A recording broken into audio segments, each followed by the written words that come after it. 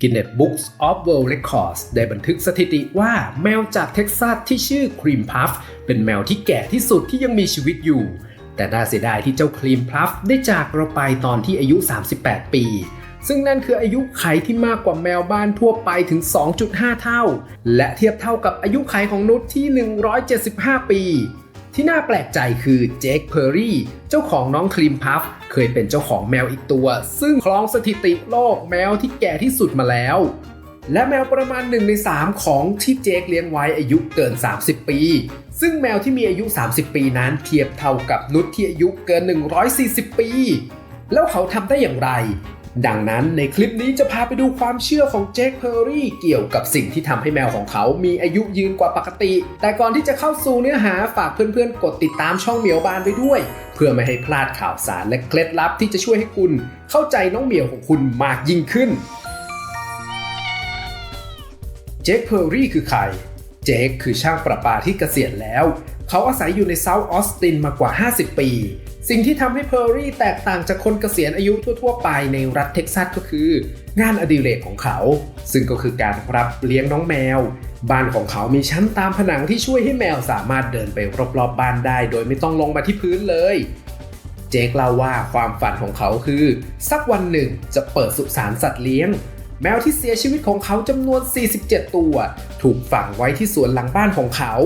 โดยอยู่ในโรงศพของเด็กที่ทำจากไฟเบอร์กลาสเพื่อขนส่งหากเขาได้สร้างสุสานขึ้นและตัวเพอร์รี่เองก็อยากจะถูกฝังไว้เคียงข้างกับน้องแมวของเขาด้วยเช่นกันการเอาใจใส่นั่นยังไม่ทำให้เพอร์รี่เป็นคนที่ประหลาดพอเขายังเปลี่ยนโรงรถของเขาให้เป็นโรงภาพยนตร์ส่วนตัวสำหรับสัตว์เลี้ยงของเขาโดยเฉพาะพร้อมด้วยที่นั่งในโรงหนังจริงๆและเครื่องฉายโปรเจคเตอร์ที่นี่เขาฉายสารคดีเกี่ยวกับสัตว์ป่าบางครั้งเขาจะยังเตรียมแว่น3 มิติสำหรับแมวเพื่อให้น้องแมวสามารถชมได้ในแบบ3 มิติแมวที่โชคดีจะได้รับไก่งวงในวันขอบคุณพระเจ้าไข่ที่เต็มไปด้วยขนมในวันอีสเตอร์และหมวกปาร์ตี้เล็กๆพร้อมจิบแชมเปญในวันส่งท้ายปีเก่านอกจากนี้เพอร์รี่อ้างว่าเขาจะจัดงานวันเกิดให้กับแมวทุกตัวของเขาและยังพยายามเชิญประธานาธิบดีบิลคลินตันมาร่วมงานครบรอบ34 ปีของน้องแมวเล็กซ์อาเลนของเขาด้วยแต่การจัดปาร์ตี้วันเกิดและการชมภาพยนตร์ยามค่ำคืนเป็นความลับของการทำให้แมวอายุยืนจริงหรือเปล่าไม่มีใครรู้แน่แต่มีการคาดเดาว่าปัจจัยที่ทำให้แมวอายุยืนนั้นมาจากสาเหตุต่อไปนี้อาหารเช้าที่สมดุลเพอร์รี่เชื่อว่าสุขภาพที่ดีของแมวมาจากอาหารเช้าประจำวันซึ่งประกอบด้วยอาหารเม็ดไข่เบคอนไก่งวงและบรอกโคลีซึ่งเป็นส่วนผสมที่แปลกแต่ในทางวิทยาศาสตร์นั้นพบว่าไข่มีสารเคมีที่เรียกว่าโอเมก้า 6ส่วนบรอกโคลีที่อาจจะแปลกสำหรับสัตว์กินเนื้อแต่นี่เป็นผักที่ปลอดภัยสำหรับแมวและมีสารต้านอนุมูลอิสระช่วยปกป้องเซลล์ของแมวไม่ให้ถูกทำลายลดโอกาสที่จะเกิดโรคเบาหวานมะเร็งหรือโรคหัวใจแต่เบคอนและไก่งวงกลับดูจะเป็นปัญหามากกว่าแม้ว่าไก่งวงสุกในปริมาณเล็กน้อยจะปลอดภัยและดีต่อแมวเพราะมีวิตามินและแร่ธาตุมากมายที่ร่างกายต้องการแต่ก็มีเกลือและไขมันจำนวนมากการรับประทานเป็นประจำจะทำให้อ้วนได้คาเฟอีนเพอร์รี่นั้นให้แมวของเขากินกาแฟที่มีครีมผสมทุกวันนี่ไม่ใช่สิ่งที่สัตวแพทย์จะแนะนำเพราะคาเฟอีนไม่ว่าอยู่ในรูปแบบใดก็ตามถือว่าเป็นพิษต่อแมวและแมวส่วนมากไม่สามารถย่อยแลคโตสได้การกินผลิตภัณฑ์จากนมนั้นอาจจะไม่ได้ทำให้ถึงกับเสียชีวิตแต่ก็มีแนวโน้มที่จะท้องไส้ปั่นป่วนได้ในภายหลังสุขภาพไตแม้จะมีผลกระทบด้านสุขภาพที่ไม่ดีแต่สัตวแพทย์ของเพอร์รี่เน้นย้ำว่าเทคนิคของลุงนั้นไม่ใช่สิ่งที่พวกเขาสอนในโรงเรียนแมวเป็นสัตว์ที่มีแนวโน้มที่จะเป็นโรคไตได้ง่ายโดยไตประกอบด้วยหน่วยกรองเล็กๆที่เรียกว่าเนฟรอนซึ่งจะเสื่อมสภาพและตายไปตามกาลเวลา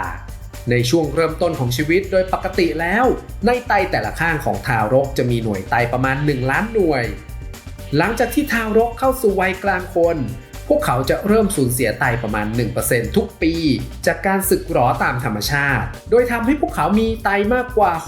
656,000 เนฟรอนต่อไตเมื่ออายุ80 ปีเมื่อเปรียบเทียบแล้วค่าเฉลี่ยของแมวเริ่มต้นเพียง 200,000 หน่วยต่อไต ยิ่งแมวมีอายุมากขึ้นไตก็จะน้อยลงและส่งผลให้มีโอกาสเกิดปัญหาไตมากขึ้นด้วยสัตวแพทย์ของเพอร์รี่แนะนำว่าการดื่มกาแฟซึ่งมีคุณสมบัติขับปัสสาวะอาจจะช่วยลดความเสียหายต่อไตของแมวในระยะยาวได้และช่วยยืดอายุของพวกมันได้โชคดีที่มีสารที่ดีต่อสุขภาพอีกชนิดหนึ่งที่ดีต่อไตของลูกแมวของคุณและคุณอาจจะให้สารเหล่านี้อยู่แล้วอย่างปลาที่มีน้ำมันเช่นปลาทูน่าปลาซาดีนและปลาแซลมอนมีไขมันโอเมก้า 3 และโอเมก้า 6 ซึ่งช่วยบำรุงสุขภาพไตปลายังมีวิตามินและแร่ธาตุที่ลูกแมวของคุณต้องการจริงๆซึ่งแตกต่างจากกาแฟและครีมแถมยังไม่ทำให้ปวดท้องอีกด้วยเครื่องดื่มประจำสัปดาห์หนึ่งในวิธีที่แปลกประหลาดที่สุดที่เพอร์รี่ใช้ในการยืดอายุแมวของเขาคือการให้ไวน์แดงปริมาณเล็กน้อยแก่สัตว์แต่ละตัวสัปดาห์ละครั้งแน่นอนว่าเราไม่แนะนำให้แมวของคุณดื่มแอลกอฮอล์ทุกชนิดเพราะปริมาณเล็กน้อยก็เป็นอันตรายสำหรับพวกเขาได้แอลกอฮอล์เพียง1ช้อนชาก็พอที่จะทำให้พวกเขาเป็นพิษได้แล้วแต่ทำไมกับปู่เล็กซ์อเลนและครีมพัฟถึงได้อายุยืนได้ถึงขนาดนี้แม้ว่าจะมีแอลกอฮอล์แต่ไวน์ก็มีประโยชน์ต่อสุขภาพอยู่บ้างเอดิธซึ่งเป็นบุคคลที่อายุยืนที่สุดที่ยังมีชีวิตอยู่ในสหรัฐอเมริกาจนกระทั่งเธอเสียชีวิตในเดือนกุมภาพันธ์ปี 2024 ด้วยวัย 116 ปี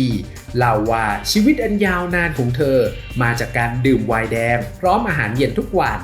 อย่างไรก็ตามหากไวน์แดงมีส่วนช่วยให้สุขภาพที่ดีอาจจะเป็นเพราะไวน์แดงมีสารต้านอนุมูลอิสระซึ่งอย่างที่บอกไปว่าในบรอกโคลีก็มีเช่นกัน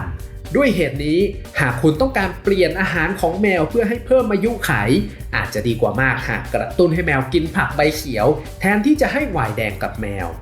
การทำหมันสิ่งที่ดีที่สุดอย่างหนึ่งที่เพอร์รี่ทำให้แมวที่ได้รับการช่วยเหลือของเขาคือการให้แมวทุกตัวได้รับการทำหมันเพราะการทำหมันแมวเป็นวิธีที่ดีที่สุดในการยืดอายุขัยของแมวโดยเฉลี่ยแล้วแมวตัวเมียที่ทำหมันจะมีอายุยืนยาวกว่าตัวที่ยังไม่ทำหมันถึง 39% สาเหตุหลักมาจากการที่พวกเธอมีโอกาสที่จะหนีออกไปน้อยลงตัวเมียที่อยู่ในสภาพสมบูรณ์และเข้าสู่วัยแรกรุ่นมักจะรู้สึกร้อนวูบวาบและรู้สึกอยากจะออกจากบ้านเพื่อหาคู่ครองนี่อาจทำให้พวกเขาหลงทางได้รับบาดเจ็บหรือแม้แต่ต้องเผชิญกับสุขภาวะที่ร้ายแรงเช่น FIV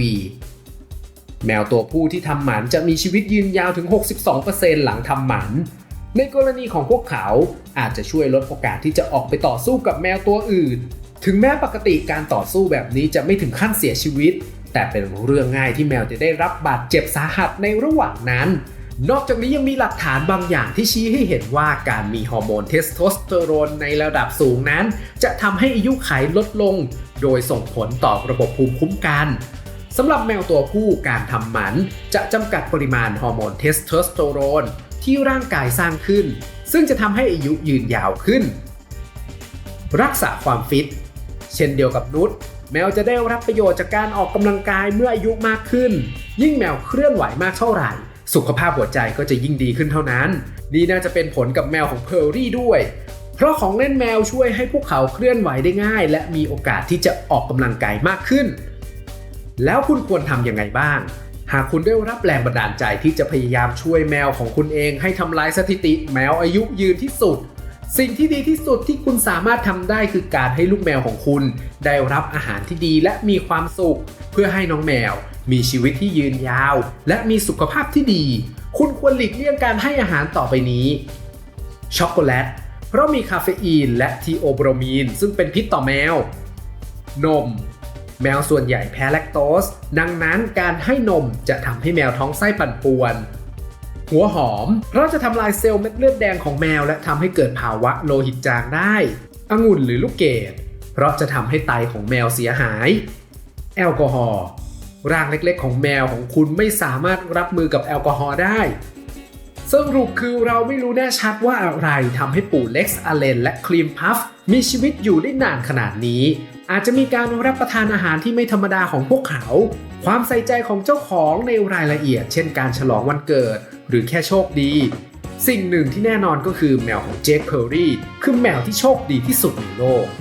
หวังว่าคลิปนี้จะเป็นประโยชน์กับทุกท่านนะครับหากใครมีข้อมูลเพิ่มเติมสามารถบอกเราได้ทางช่องคอมเมนต์เลยครับ และเรายังมีเรื่องราวเกี่ยวกับแมวอีกมากมายที่หลายๆคนอาจจะยังไม่รู้ดังนั้นลองเข้าไปดูคลิปอื่นๆของเราและอย่าลืมกดติดตามช่องเหมียวบ้านเอาไว้เพื่อไม่ให้พลาดเนื้อหาใหม่ๆที่จะช่วยให้เข้าใจน้องแมวสุดน่ารักมากยิ่งขึ้นสำหรับวันนี้สวัสดีครับ